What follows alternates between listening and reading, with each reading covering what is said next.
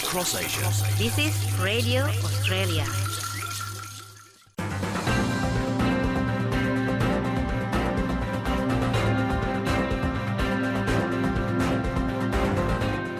បាទនៅពេលនេះប្រិមិត្តកំពុងបើកស្ដាប់កម្មវិធីផ្សាយរបស់ Radio Australia ខ្ញុំបាទខុនអាឡិចសូមស្វាគមន៍និងជម្រាបសួរប្រិមិត្តទាំងអស់ជាទីមេត្រី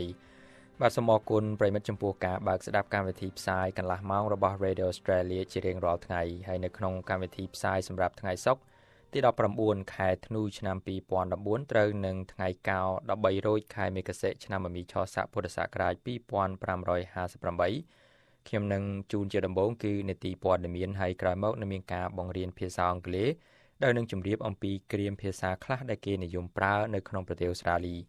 បន្ទាប់ពីនេះទៅនឹងជួនរបាយការណ៍មួយស្ដីអំពីបញ្ហាឆ្លងជំងឺអេដនៅក្នុងឃុំរកាស្រុកសង្កែខេត្តបាត់ដំបងនាពេលថ្មីៗនេះបាទប៉ុន្តែជាបឋមសូមជួបមេតិការនៃព័ត៌មានសំខាន់ៗជាមុនសិន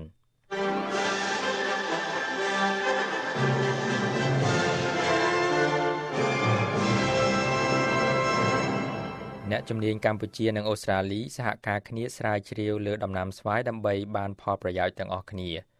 អង្គតុលាការក្នុងរដ្ឋ New South Wales រងការគំរាមធ្វើឃាតក្រោយព្រឹត្តិការណ៍ចាប់មនុស្សធ្វើចំណាប់ខ្មាំងនៅក្រុង Sydney កន្លងទៅនេះ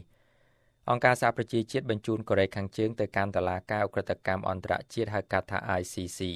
តទៅនេះខ្ញុំបាទខុនអាឡិចសូមជូនព័ត៌មានពិស្ដារដូចតទៅបាទក្រោយពីការស្លន់ស្លោភ័យព្រួយរបស់ពលរដ្ឋអំពីបញ្ហាឆ្លងជំងឺអេដកាលពីម្សិលមិញនេះលោកនាយរដ្ឋមន្ត្រីហ៊ុនសែនបានបញ្ជាឲ្យមានការស៊ើបអង្កេតឲ្យបានច្បាស់លាស់ព្រោះលោកមិនជឿអំពីការពន្យល់នៃការឆ្លងយ៉ាងច្រើនបែបនេះទេពលរដ្ឋរាប់រយនាក់នៅក្នុងភូមិរកាក្នុងខេត្តបាត់ដំបងកំពុងភ័យបារម្ភហើយបាននាំគ្នាទៅធ្វើតេស្តឈាមក្រោយពីដំណឹងអំពីការឆ្លងដ៏ច្រើននេះបានផុសឡើងកាលពីសប្តាហ៍មុនមន្ត្រីសុខាភិបាលឲ្យដឹងថាមានមនុស្ស106នាក់បានឆ្លងជំងឺអេដមានពាក្យចចាមអារាមជាច្រើនលើកឡើងថាការឆ្លងនេះគឺដោយសារតែម្ជុលចាក់ថ្នាំប៉ុន្តែនៅក្នុងការថ្លែងប្រសាសន៍តាមកញ្ចក់ទូរទស្សន៍លោកហ៊ុនសែនបានទទូចឲ្យមានការធ្វើតេស្តឧបករណ៍ពិនិត្យឈាមដើម្បីធ្វើការបញ្ជាក់ឲ្យបានច្បាស់លាស់តាំងពីថ្ងៃអង្គារមកក្រុមអ្នកជំនាញពីក្រសួងសុខាភិបាលកម្ពុជាពីអង្គការសុខភាពពិភពលោកនិងពីអង្គការ UNAIDS បានទៅដល់ភូមិនោះដោយធ្វើការពិនិត្យសាររើឡើងវិញចំពោះបញ្ហាតួលេខឆ្លងខ្ពស់បែបនេះហើយមន្ត្រីទាំងនោះបានផ្ដល់ការធ្វើតេស្តឈាមដោយឥតគិតលុយនិងដោយការស្ម័គ្រចិត្តនៅក្នុងសេចក្តីប្រកាសព័ត៌មានលោកមុំប៊ុនហេងរដ្ឋមន្ត្រីក្រសួងសុខាភិបាលក៏បានទទូចឲ្យបណ្ដាជនរក្សាភាពស្ងប់ស្ងាត់ហើយជៀសវាងការស្ដាប់ឬក៏ផ្សាយបន្តពាក្យចចាមអារាមលោកក៏បានទទូចឲ្យមានការគោរពដល់ព័ត៌មានផ្ទាល់ខ្លួននៃក្រុមគ្រួសារដែលរងគ្រោះផងដែរដើម្បីកុំឲ្យពួកគេប្រឈមមុខទៅនឹងការប្រកាន់រើសអើងការផ្ទុះឡើងនៃការឆ្លងជំងឺអេដនៅភូមិនេះដែលមានមនុស្សប្រហែល800នាក់បានកើតឡើងកាលពីចុងខែវិច្ឆិកានៅពេលដែលអ្នកភូមិម្នាក់អាយុ74ឆ្នាំត្រូវគេធ្វើតេស្តរកឃើញថាមានជំងឺអេដនៅមណ្ឌលសុខភាពមួយកន្លែងនៅក្នុងតំបន់ហើយក្រោយមកគេក៏រកឃើញជំងឺអេដនេះនៅក្នុងខ្លួនចៅស្រីនិងកូនប្រសារប្រុសនេះបើតាមព័ត៌មានពីក្រសួងសុខាភិបាលប្រព័ន្ធផ្សព្វផ្សាយក្នុងស្រុករាយការណ៍ថាបុគ្គលដែលតាំងខ្លួនឯងថាជាវិជ្ជបណ្ឌិតឥឡូវកំពុងត្រូវប៉ូលីសសួរនាំព័ត៌មានហើយក្រុមអ្នកជំនាញនិងសិក្សាស្រាវជ្រាវកសិកម្មពីរដ្ឋ New South Wales និងដែនដីខាងជើងអូស្ត្រាលីមួយក្រុមបានចំណាយពេល18ខែកន្លងទៅនេះធ្វើការសិក្សានៅក្នុងឧស្សាហកម្មដំណាំស្វាយនៅកម្ពុជាគម្រោងកសិកម្មមួយនេះដែលបានទទួលថវិកាពីមជ្ឈមណ្ឌលស្រាវជ្រាវកសិកម្មអន្តរជាតិរបស់អូស្ត្រាលីហៅកាត់ថា ACIAR កំពុងជួយឲ្យឧស្សាហកម្មស្វាយកម្ពុជាបានផលច្រើននិងអាចចំណេញខ្ពស់ប៉ុន្តែគម្រោងនេះក៏ថែមទាំងជួយដល់បណ្ដាអ្នកសិក្សាស្រាវជ្រាវអូស្ត្រាលីអាចស្វែងយល់បទពិសោធន៍និងការគំរាមនានាទៅលើដំណាំស្វាយផងដែរលោក Mark Hickey ពីក្រសួងឧស្សាហកម្មវត្ថុធាតុដើមនៃរដ្ឋ New South Wales និយាយថាគោលបំណងនៃគម្រោងស្រាវជ្រាវរបស់ ACIAR ក៏ដើម្បីជួយដល់ម្ចាស់ចម្ការដែលមានដីទំហំតូចនិងមធ្យមអាចធ្វើឲ្យដំណាំរបស់ពួកគេមានសុខភាពល្អជាងមុនដោយបង្កើនផលដំណាំនិងទីបំផុតទៅអាចរកប្រាក់ចំណូលបានខ្ពស់ជាងមុនលោកឈុនហ៊ីហេនាយករងនៃនាយកដ្ឋានផ្នែកសុខភាពនិងការពារដំណាំនិយាយថាប្រទេសកម្ពុជាមានផ្ទៃដីចម្ការស្វាយប្រហែល 30,000 ហិកតាហើយថារដ្ឋាភិបាលកម្ពុជាចង់ឃើញការពង្រីកឧស្សាហកម្មនេះឲ្យកាន់តែប្រសើរលោកឈុនហ៊ីហេងបានឲ្យដឹងទៀតថាទៅថ្ងៃអនាគតគេសង្ឃឹមថាប្រទេសកម្ពុជានឹងអាចនាំចេញផលិតផលស្វាយរបស់ខ្លួន ទៅប្រទេសនានាដូចជាទៅកូរ៉េខាងត្បូងនិងប្រទេសចិនលោក Mark Hickey ដែលជាអ្នកស្រាវជ្រាវអូស្ត្រាលីនិយាយថាការចែករំលែកចំណេះដឹងគ្នាទៅវិញទៅមកគឺជួយឲ្យឧស្សាហកម្មស្វាយនៅអូស្ត្រាលីនិងកម្ពុជាមានការរីកចម្រើនទៅមុខក្រៅពីជួយស្រាវជ្រាវអំពីដំណាំកម្ពុជាអូស្ត្រាលីក៏បានរៀនសូត្រពីខ្មែរផងដែរអំពីពូជដំណាំស្វាយដែលអាចបានផល2ដងក្នុងមួយឆ្នាំ Radio Australia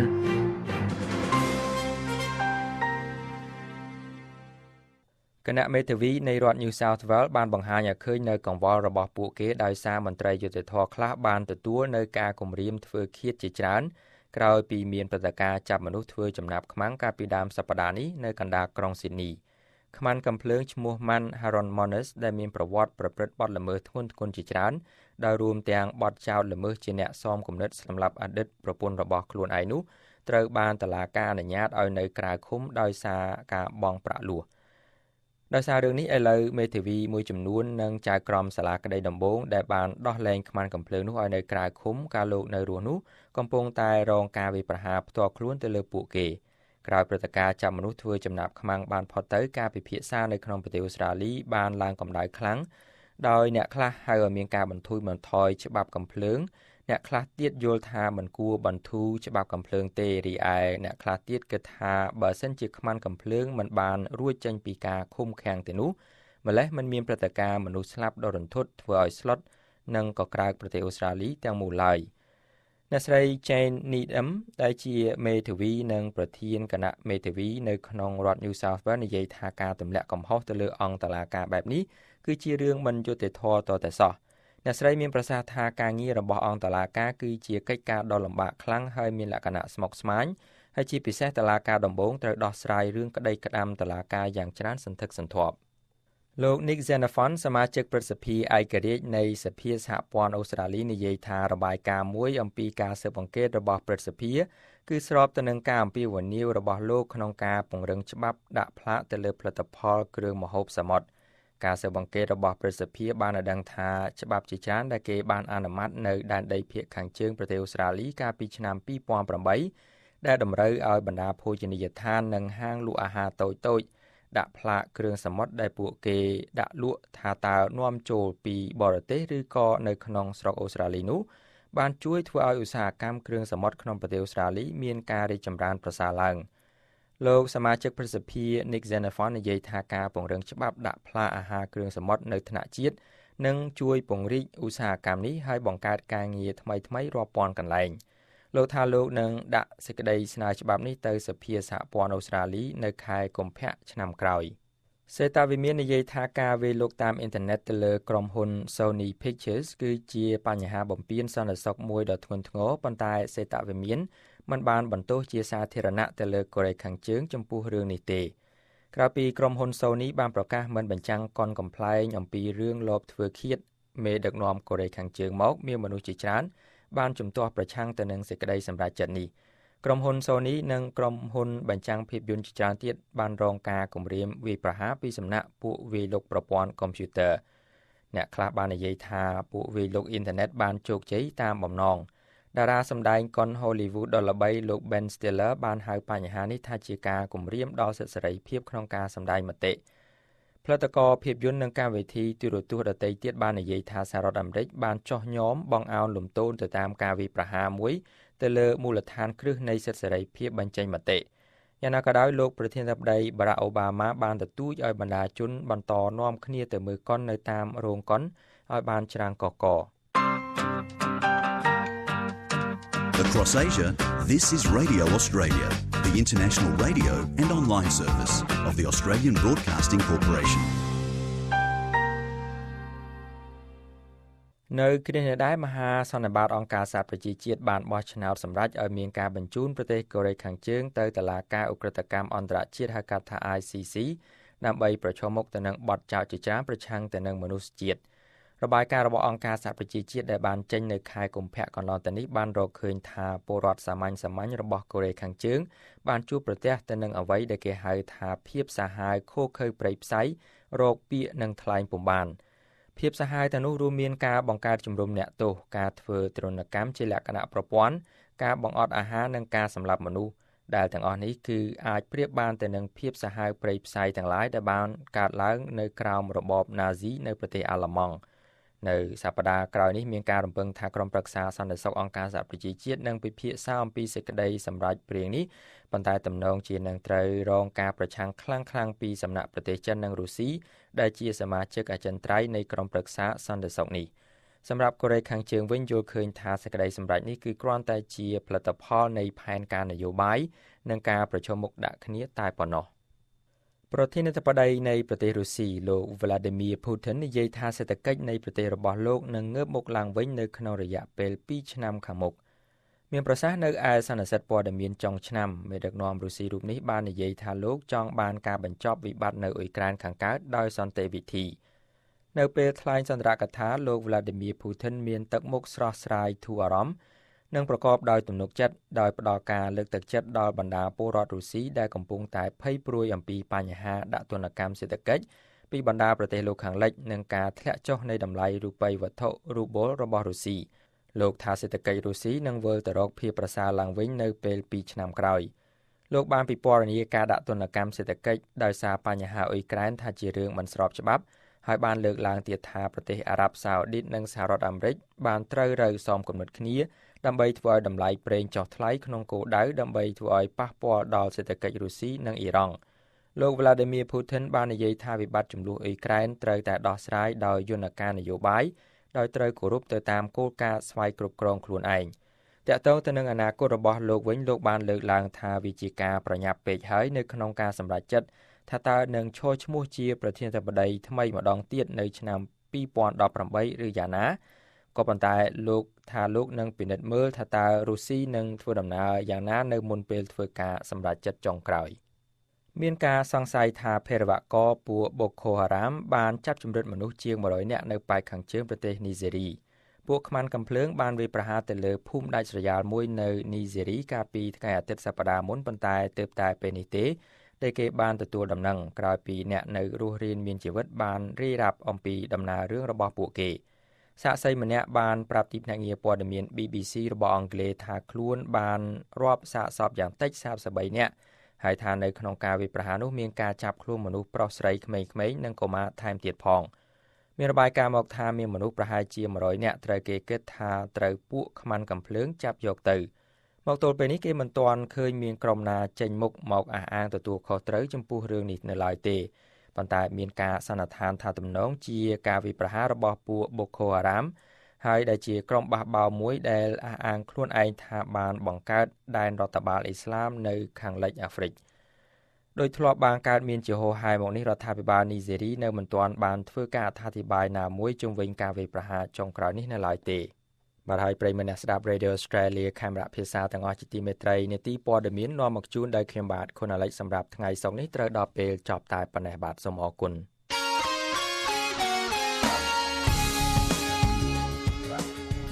លោកអ្នកនិងប្រិយមិត្តកំពុងស្ដាប់ការផ្សាយសម្លេងរបស់ VTV Australia ក្នុងតំបន់អាស៊ីប៉ាស៊ីហ្វិក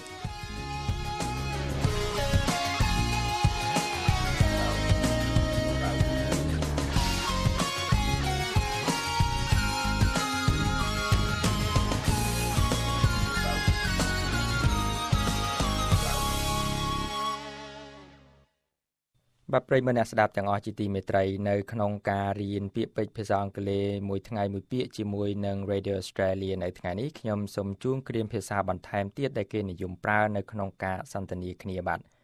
គ្រាមភាសាដែលខ្ញុំជម្រាបជូនបន្តិចទៀតនេះគឺចេញប្រភពមកពីវិស័យកីឡាបាទ to get the ball rolling មានន័យថាចាប់ផ្ដើមធ្វើអ្វីមួយបាទគឺសរសេរ ball គឺ B A L Lដកឃ្លាទៅ rolling R O L L I N G to get the ball rolling បាទមានន័យថាចាប់ផ្ដើមធ្វើអ្វីមួយឧទាហរណ៍ stop wasting any more time just get the ball rolling មានន័យថាឈប់ធ្វើឲ្យខាតបង់ពេលវេលាទៀតទៅចាប់ផ្ដើមការងារតែម្ដងទៅ to be on the ball មានន័យថារហ័សរហួនហើយប្រុងប្រយ័ត្នខ្ពស់to be on the ball ឧទាហរណ៍ I'm sure she'll come up with a solution she is on the ball មានន័យថាខ្ញុំពិតប្រាកដក្នុងចិត្តណាស់ថានាងនឹងមានដំណោះស្រាយនាងរហ័សរហួនឆ្លាតណាស់សម្រាប់កន្សោមពាក្យដែលគេនិយាយថា Monday Morning Expert បាទ Monday គឺ MONDAY ដកឃ្លា MORNING បាទ Monday Morning ដកឃ្លាទៅ Expert EXPERT បាទ Monday Morning Expert គឺមានន័យថាអ្នកប្រោកប្រាជ្ញឬក៏ជាបុគ្គលដែលពូកែរិះគន់ក្រោយការមើលព្រឹត្តិការណ៍កីឡាបាទជាធម្មតាគ្រាមភាសានេះគឺតាក់ទងទៅនឹងថ្ងៃច័ន្ទដោយសារជាថ្ងៃបន្ទាប់ពីចុងសប្តាហ៍ថ្ងៃសៅរ៍ថ្ងៃអាទិត្យបាទនៅពេលដែលបណ្ដាជននាំគ្នាមើលនិងពិភាក្សាអំពីព្រឹត្តិការណ៍កីឡាបាទឧទាហរណ៍ I can't stand him he is the Monday morning expert in our office មានន័យថាខ្ញុំទ្រាំនឹងគាត់មិនបានទេនៅក្នុងការិយាល័យរបស់យើងនេះគាត់នឹងគឺជាអ្នកប្រាជ្ញពូកែវោហារបានសម្ដីរិះគន់ណាស់ Monday morning expert to be on the ball ហើយនឹង to get the ball rolling បាទសង្ឃឹមថាប្រិមិត្តនឹងបានចេះពាក្យថ្មីៗទាំងអស់នេះនៅថ្ងៃនេះបាទហើយប្រិមិត្តក៏អាចសិក្សាភាសាអង់គ្លេសនៅថ្ងៃនេះបន្ថែមទៀតនៅលើទំព័រ Facebook របស់ Radio Australia ផងដែរដោយចូលទៅ facebook.com/Radio Australia ខ្មែរបាទសូមអរគុណរៀនអង់គ្លេសមួយពាក្យរៀងរាល់ថ្ងៃជាមួយ Vithu Australia នៅ facebook.com/Radio Australia ខ្មែរជួយធ្វើឲ្យជំនាញភាសាអង់គ្លេសរបស់ប្រិមិត្តកាន់តែប្រសើរ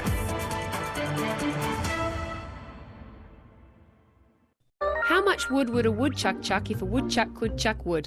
English can be a bit puzzling. A tongue twister can be a fun way to practice the different sounds of English. Our Australia Plus Learn English Facebook community can help you learn and improve your language skills. End up means to become or turn out to be.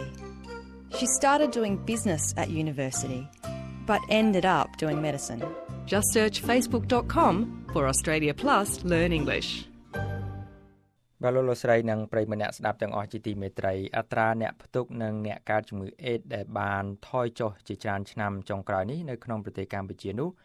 ហាក់បានមានការចាប់ផ្ទុះឡើងវិញជាថ្មីនៅក្នុងភូមិដាច់ស្រយាលមួយក្នុងឃុំរកាស្រុកសង្កែខេត្តបាត់ដំបងការផ្ទុះឡើងជាថ្មីនេះគេមិនទាន់ដឹងអំពីមូលហេតុច្បាស់លាស់នៃការឆ្លងមេរោគដ៏កាចសាហាវនេះនៅឡើយទេ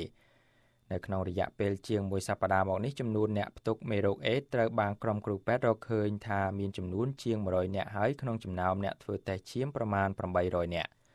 បាទតទៅនេះសូមស្ដាប់របាយការណ៍របស់លោកភីសុកពីវិទ្យុជាតិចំការជែកខេត្តបាត់ដំបងជុំវិញរឿងនេះសូមជម្រាបថារបាយការណ៍នេះបានការឧបត្ថម្ភថវិកាពីក្រសួងការបរទេសអូស្ត្រាលី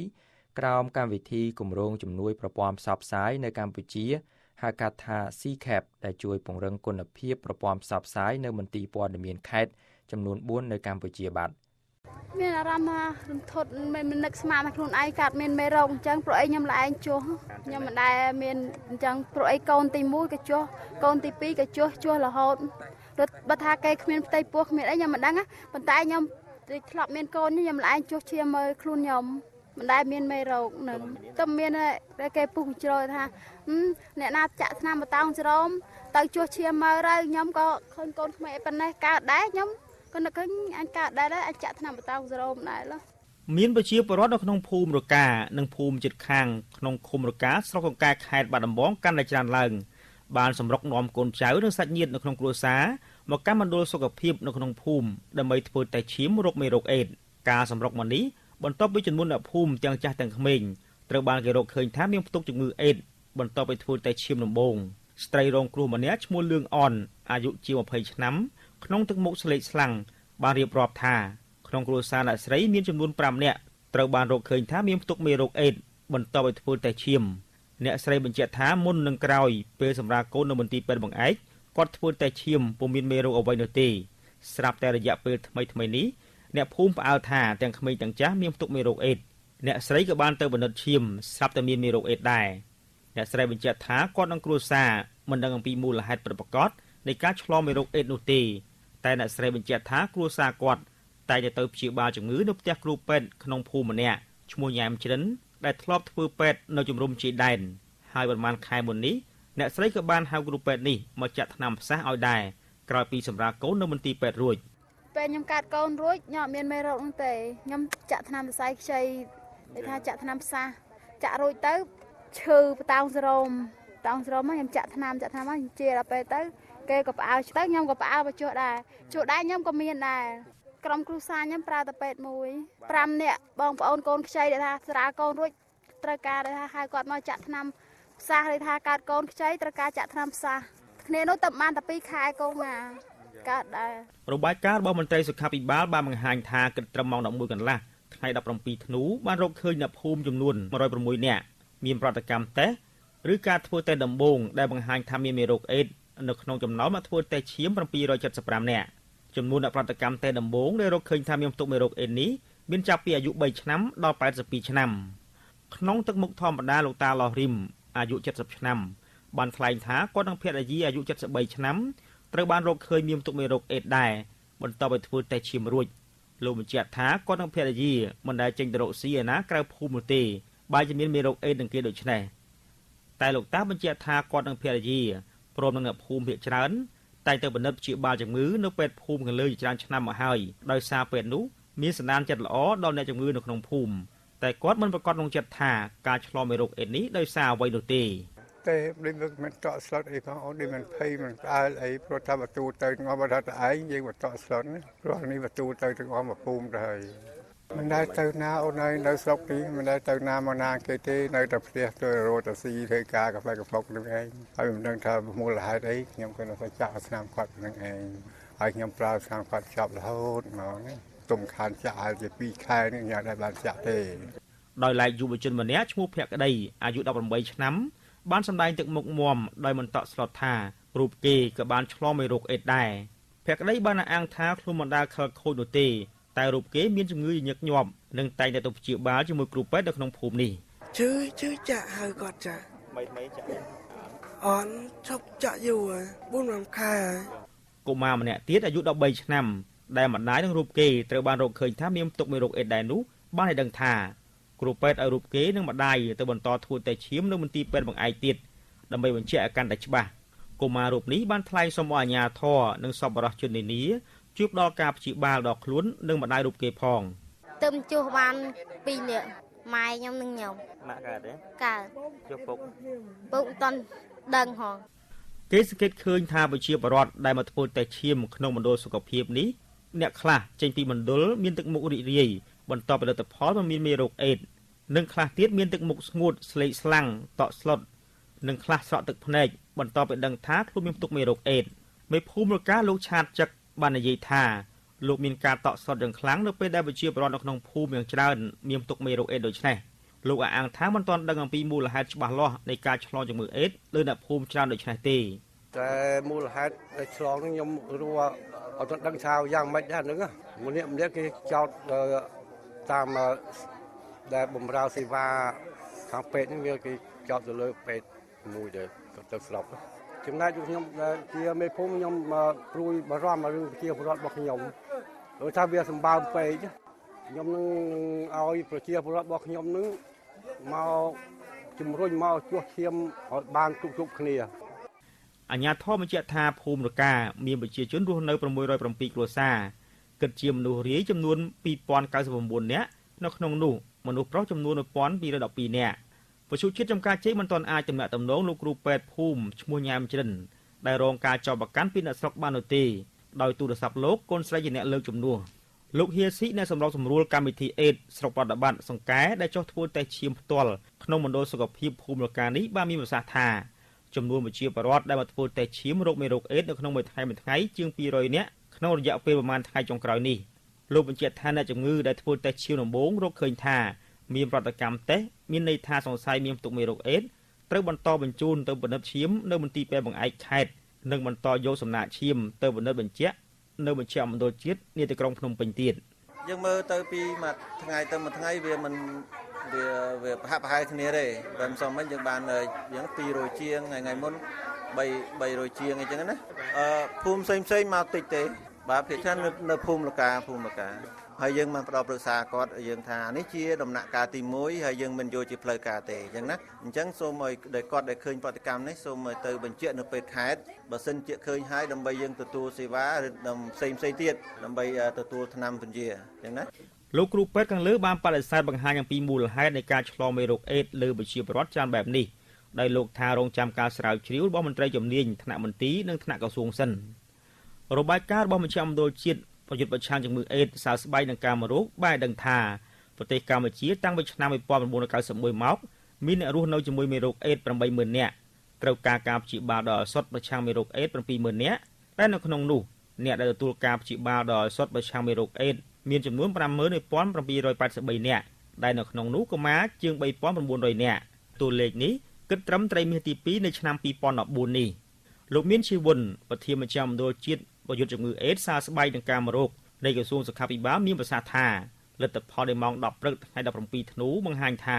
ក្នុងកំហាចឈាមដែលបញ្ជូនទៅភ្នំពេញចំនួន 90 ត្រូវបានរកឃើញថាមាន 89 នាក់ពិតជាមានមេរោគអេដមែន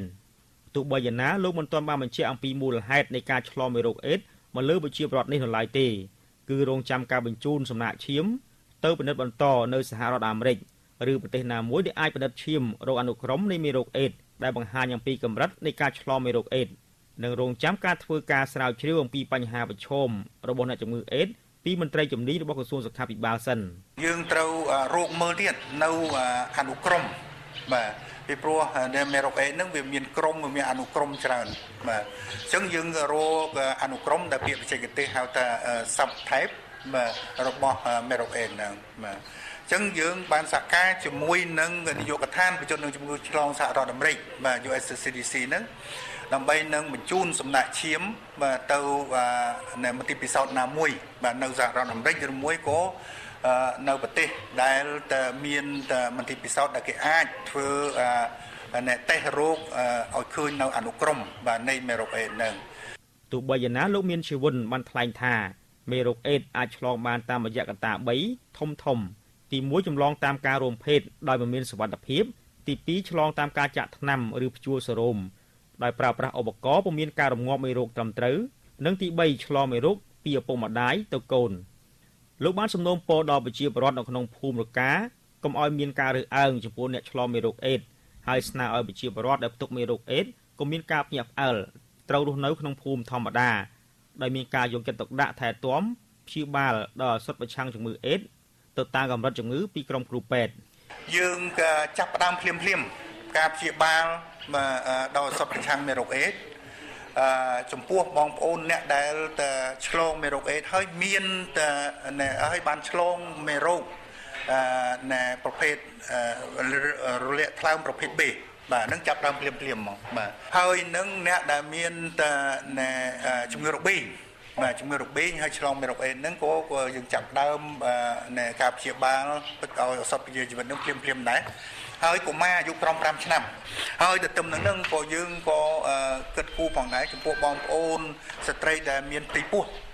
ទោះបីយ៉ាងណាក្រុមអ្នកភូមិដែលផ្ទុកមេរោគអេដបានទាមទារអាជ្ញាធរនិងមន្ត្រីក្រសួងសុខាភិបាលជួយស្វែងរកយុត្តិធម៌និងរកឲ្យឃើញមូលហេតុនៃការចម្លងមេរោគអេដព្រមទាំងជួយទំនុកបំរុងនិងព្យាបាលដល់ពួកគាត់ដែលជាជនរងគ្រោះផងយុវជនភក្តីអាយុ18ឆ្នាំបានថ្លែងយ៉ាងទៅមុខស្ងួតថានៅថ្ងៃអនាគតមិនដឹងជាវាសនារបស់ខ្លួនទៅយ៉ាងណានោះទេនៅពេលដែលរូបគេរស់នៅជាមួយមេរោគអេដដូចនេះទោះបីយ៉ាងណាភក្តីនិយាយថាគេនឹងខិតខំតស៊ូថែទាំព្យាបាលជំងឺរបស់ខ្លួនដល់ឱសថប្រឆាំងនឹងមេរោគអេដដើម្បីបន្តជីវិតទៅមុខទៀតខ្ញុំភីសុករាយការណ៍សម្រាប់វិទ្យុជាតិចំការជែកខេត្តបាត់ដំបងបាទអំបញ្ញមិញនេះប្រិមិត្តទើបបានស្ដាប់សេចក្តីរាយការណ៍របស់លោកភីសុកអ្នកយកព័ត៌មានពីវិទ្យុជាតិចំការជែកខេត្តបាត់ដំបងលោកស្រីនិងអ្នកនាងកញ្ញាកំពុងស្ដាប់ការផ្សាយនៃវិទ្យុអូស្ត្រាលីផ្សាយសម្លេងនៅក្នុងតំបន់អាស៊ីប៉ាស៊ីហ្វិក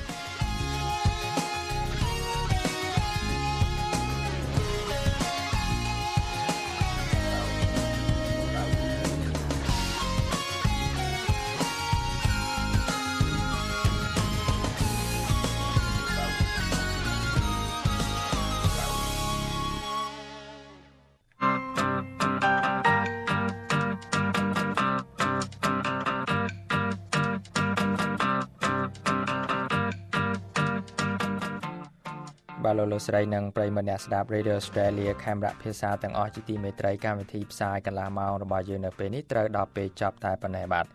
ខ្ញុំបាទខុនអាលិចនឹងវិលមកជួបប្រិយមិត្តនៅថ្ងៃច័ន្ទសប្តាហ៍ក្រោយទៀតបាទតាមរយៈប៉ុស្តិ៍និងតាមម៉ោងដដែលបាទហើយសូមជូនពរឲ្យប្រិយមិត្តមានសុខភាពល្អ និងបានជួបប្រទះទៅនឹងសេចក្តី